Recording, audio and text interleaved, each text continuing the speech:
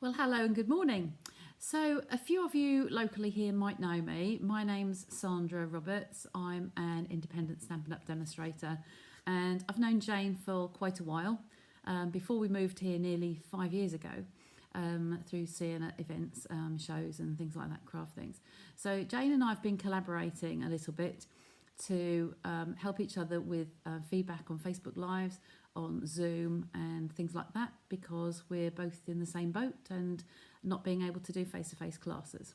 So I'm just hopping on here today just to share something with you, a couple of ideas for using up all your scraps. So I'm going to take that away and move you down onto my desk. So these are two of the cards that I made just with the intention of doing something for an event I was doing, a swap with other demonstrators, and our theme was to use all of these colours in one of our colour families. So I thought, well, what can I do? So I got all my packs out and I thought, I've got lots of scrap. So I'm just going to run through just some tips on how to use up your scraps, but cutting it into strips, just a couple of pointers on there as well. So without further ado, I'm going to jump in and grab my guillotine and a piece of card, just show you how I've cut those. So any guillotine that you've got, this is just a nice handy little size. You want to use it so that you can see your measurements here. So just bring that back in line with the camera. So hopefully you can see this on there. I'm going to cut this piece of card just to being on the trimmer. I'm going to cut it at 4 inches. Now all of my strips on that card were 1/4 inch. So I'm normally a centimetre girl, so you could do 1/2 centimetres, but then you just adjust your overall size at the end. So I'm going to come along here. I love a guillotine like this because it's just that big precision cut coming down there. The slidey ones you have to be careful with because it can tear your card a little bit, or your papers. It can just ruck it up as you slide it along. So for this it's good, especially when you're working with smaller pieces. So I'm now moving this down here onto, if you can see my left finger here, I've cut that down to 3 3/4, and the line is running all the way down, so I can make sure it's straight. That's the other thing with trimmers, that sometimes people can have it a little bit skew-iff like that. And so if you can follow the line all the way down, and you know you've got 3 3/4, that is my 1/4 inch strip. Okay, so if I move that over because my face is in the way there. So now I've done a 1/4 inch, I'm going to come down another 1/4 inch. So I'm now on 3 1/2. It's lined up all the way down, and I can chop them there. And then another 1/4 inch down, check the bottom here, this is straight, and so on. So I've got 4 strips there. So that's just basically to show you how they can be cut nice and evenly. It doesn't matter what length they are, and I'll show you that as we go on. Okay, so I'm just going to put those to one side. I will need the guillotine later, so they can go over there, and I'll put that to one side. I'm going to bring in just a piece of grid paper, just so that I know what size I'm working on, so that you can see it on the camera. I have an envelope here. I've just put all my pieces together in just for today, so that I knew I was ready for you. So I'm going to tip those out. I don't actually need that shape just yet. So what I'm going to do here is to arrange these. There are 10 pieces. It's 2 1/2 inches. You can adjust that size to whatever you like, as long as the finished length that you do. So if it's going to end up being 3 inches across, then you want it 3 inches down here. Your strip's a minimum of 3 inches. Okay, so I'm just going to arrange these into a nice sort of order that I kind of like. Breaking up some of the darker colours. I do like to have a darker one on each end. The purple and the pinky colours. Maybe put that over there somewhere. Until I'm happy with what I'm going to do. I don't like those 2 pale ones together, so I'm going to separate those. And I think I quite like that. So what we're going to do is just bring those ends together fairly tightly. So the tops, they don't have to be exactly right at the top, but if you can get them fairly near, then you're wasting less card.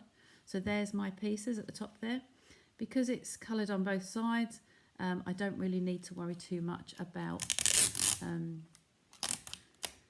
turning it over. So now what I'm going to use is sellotape, just bog standard sellotape. I'm just going to try to zoom in a little bit closer for you. There we go. So I'm going to just use a piece of sellotape. Now I'm going to hold these together neatly so they're all tightly touching each other. So as long as I'm happy on there, I've got a sellotape dispenser. You probably heard me pulling that off there just now. You want it to be wide enough to go across all of those pieces. Okay, the first one's the most difficult, to get them all together. You can use more than one piece, so you could do it in 2 little batches if you're struggling to keep them lined up. Okay, I'm just going to pull that off of there a little bit because one's just come away slightly. I'll nip that together later. Because this is the first one, just going to move those a little bit closer.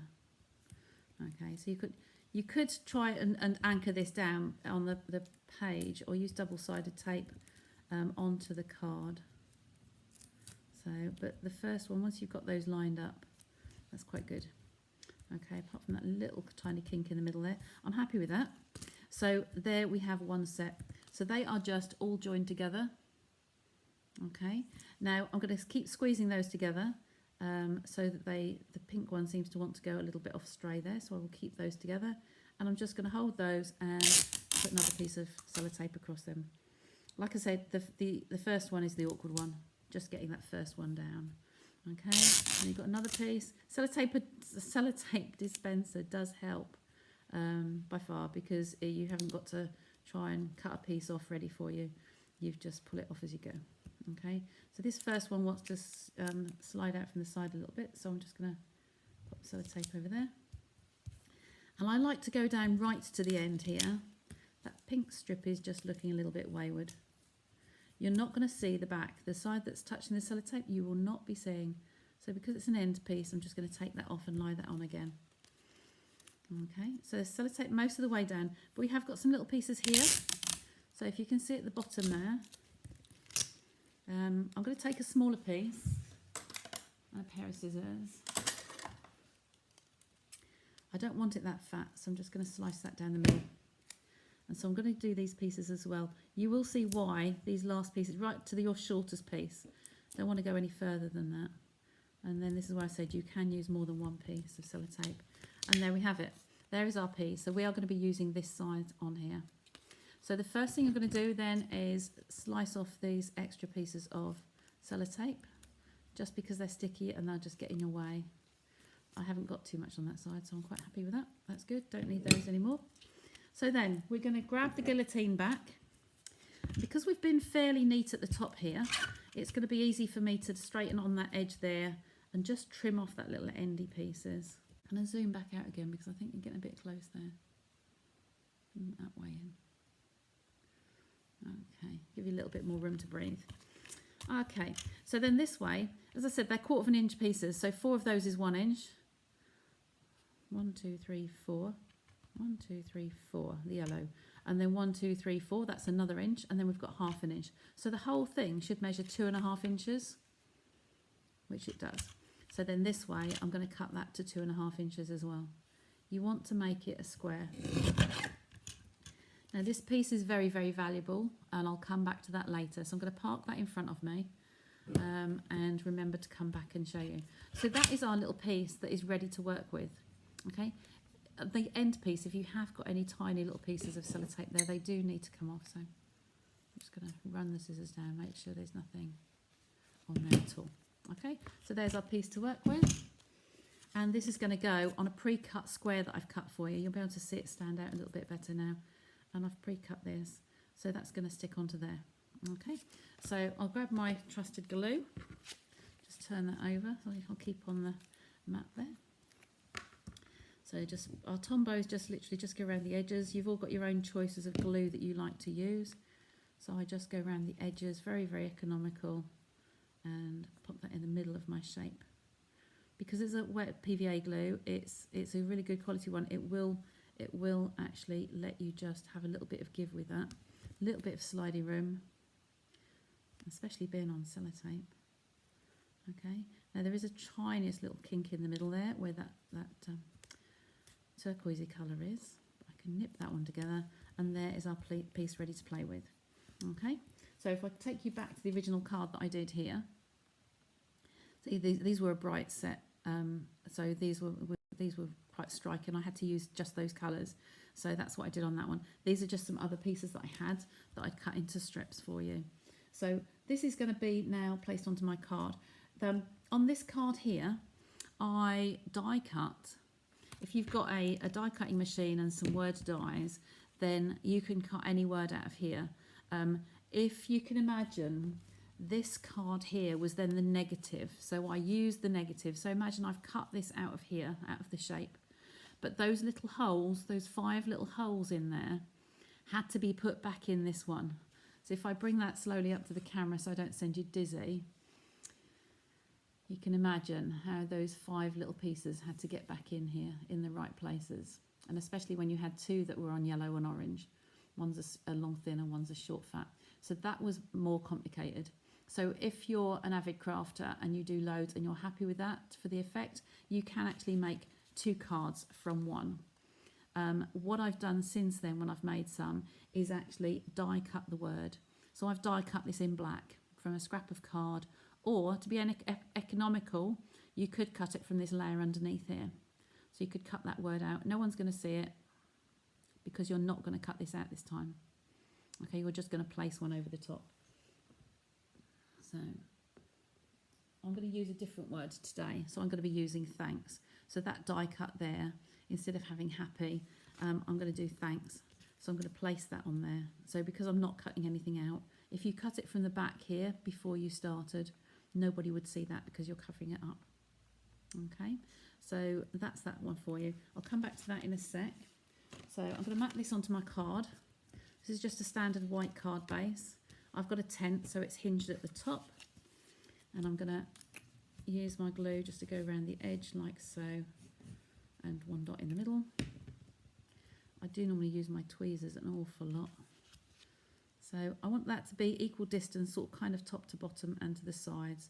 So just going to place that on there, make sure it's square. You can use your grid sheets. If you've got a board or a grid mat, you can use your sheets just to make sure that that is straight as you go. So I think that's fairly near the middle. Okay, so that's our image. So as I said, I'm going to use the word thanks on here.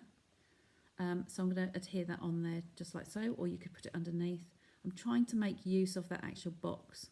So I'm going to use that. You can do it high or low. I think I'm going to put that down low on here. Just make sure there's any little holes have been poked out before you go.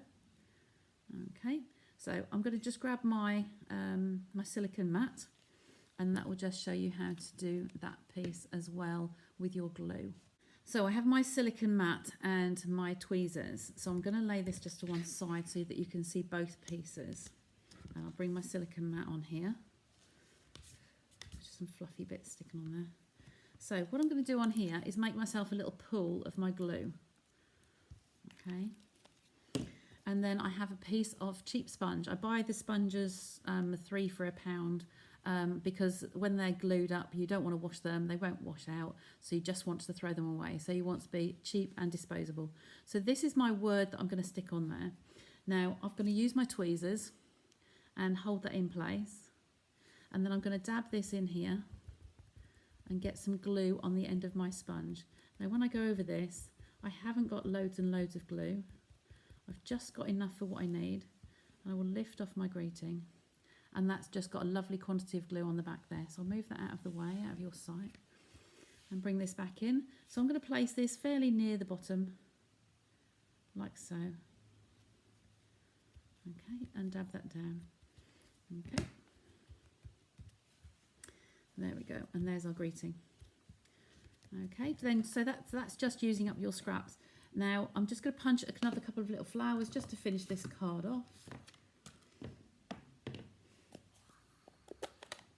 So I've got my ink pad here. I'm using a Stampin' Up shade. It's Melon Mambo, but any colour, any make would do. So if I move that out of the way and clean for the moment, I'm going to stamp this. I want the background to be lighter. So I'm going to stamp that off on a scrap here, and then I'm going to use it over this corner, and that's the one I'm going to use. So it's lighter.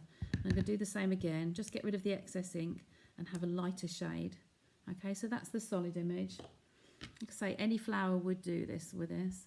So then I'm going to ink up the detailed one. I'm not going to stamp it off because I want this to be a stronger colour. So I'm going to place this over the top. I'm trying not to get my head in the way of the camera here, so I'll try and line it up as best I can. No, that's not a very good one. I don't like that one. I'm going to lean over a little bit more. I love my photopolymer stamps, but they do stain. The pinks are the worst. So when they stain, they can be difficult to see through. But because it's a little one you're going to punch out, it really, you can use any scraps up and do it again. Okay, that's better. I don't like that one. So I scratched that one out so I remember that that's not a good one. Okay, so that's mine put to the side.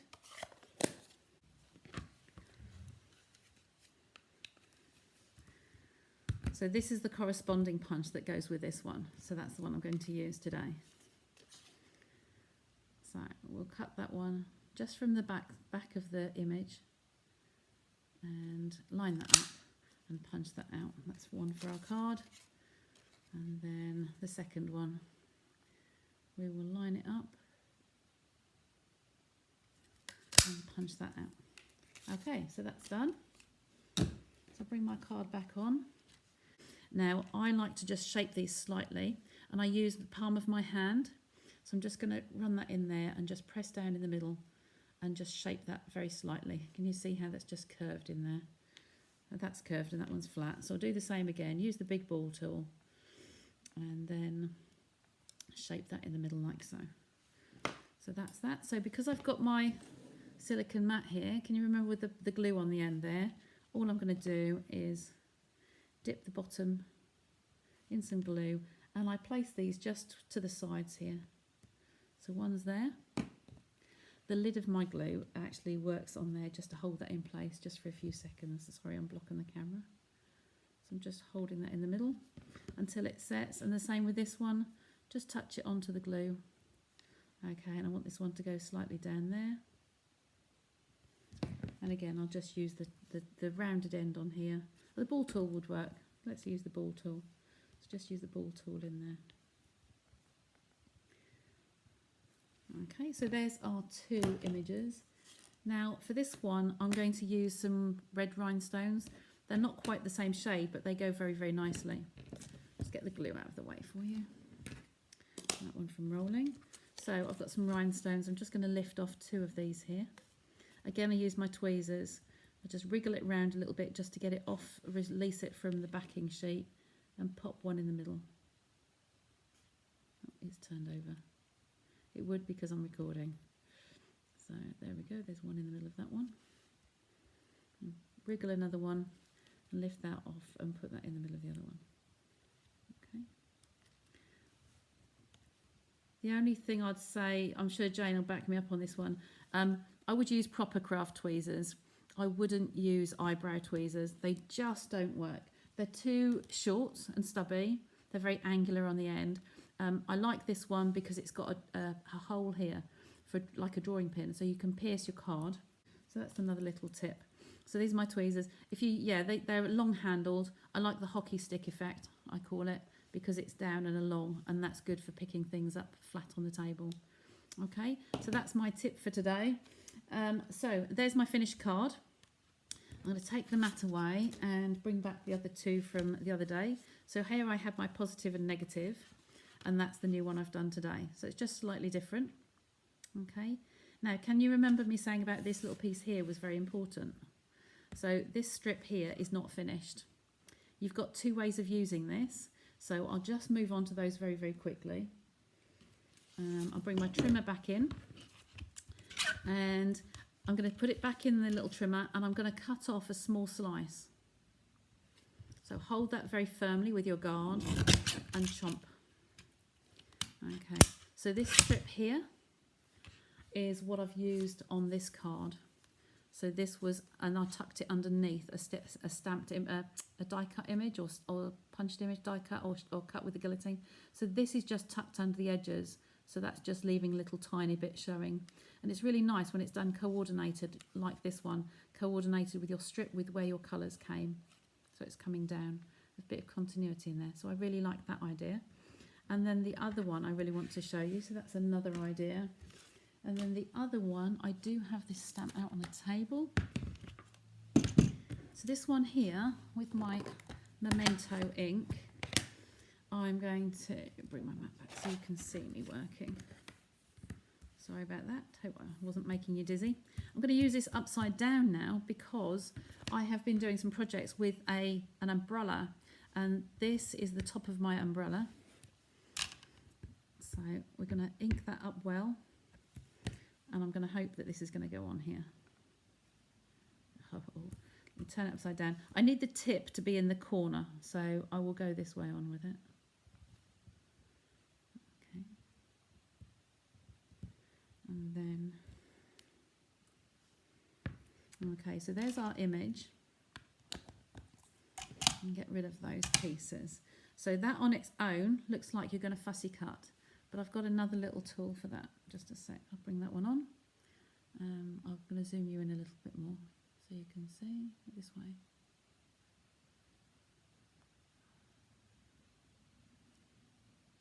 Okay, so you can see that that's on there like so. And then I'm just going to grab the punch that we're going to use just to punch that out.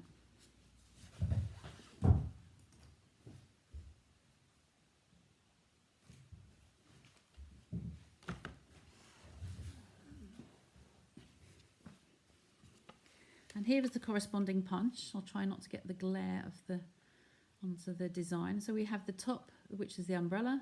We have the parasol, which is partially closed, and then the stem on here as well. I'm going to introduce you to another little friend of mine, which I think should accompany every crafter's toolkit, basic toolkit. And that is my Post-it pad. Okay, Post-it pads are so useful. They're good for masking, they're useful for holding things in place while you die cut to stop it from slipping, and they're invaluable for small pieces of punching. When you can't get hold of it, if I just try again, I'll just show you. If I try to put this in my punch, I lose it and I can't see it. Whereas if I put the Post-it note on the back, this then becomes my handle. Okay, that will go in. There we go. It's just got a little kink in there. So I'm going to line this up just as I did before.